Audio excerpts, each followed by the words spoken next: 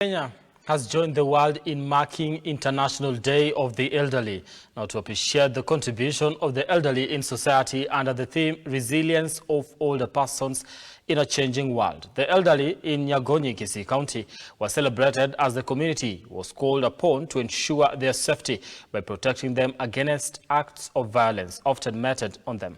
Let's take a look.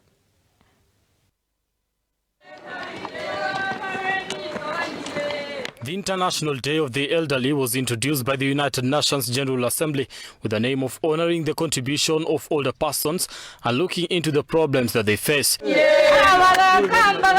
Older people make significant contributions to society via volunteer work, passing on experience and knowledge and assisting their families with different responsibilities.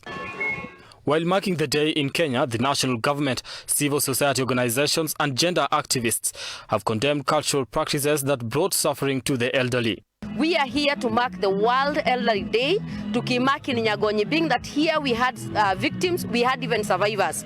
Na because of the impact it created in Kisii, ni vizuri sana kwamba tumekuwa hapa na tuko hapa siku ya leo kuidhinisha hii siku na kupeana umuhimu wa kuchunga mzazi aliye kati ya miaka 60 kuendelea juu. We cannot ignore the fact that older people have made a significant contribution in society.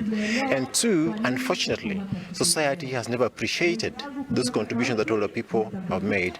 And thirdly, the context and environments within which we live, again, are quite discriminatory, starting with the legislation through policies and programs for older people. There are few of those compared to other population age groups. Marking the occasion at Nyagonyi in Marani Sub-County, they called for adherence to the United Nations and African Union protocols on old persons. Wasee sio walogi. Useeka sio walogi. Hata wewe kijana utaseeka ukue kama mimi mzee, utachoma. Hiyo ni ukweli ama ni uongo? Wacha kusumbua wasee na wamama, sio walogi. Niguse wanasika hawa wasee. Hata nyinyi mtakuwa wasee kama sisi. This year, Kenya ratified the protocol to the African Union on older persons and the persons with disabilities rights. So Kenya as a member state to the UN statutes and the African Union statutes work. We like to ensure that we conform or follow the international rules in terms of taking care of everybody or every segment of the society.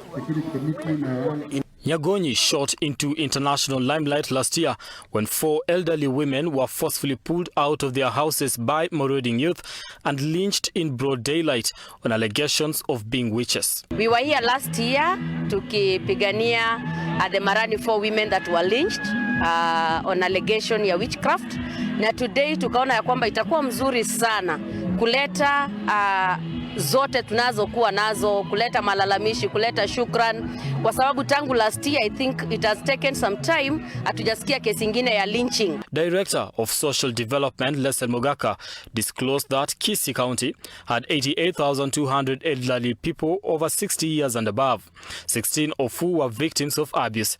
He attributed their plight to land limitations, lack of resources and cultural practices, including the non-inheritance of land by daughters and widows. Brian Amuai, Look Up TV.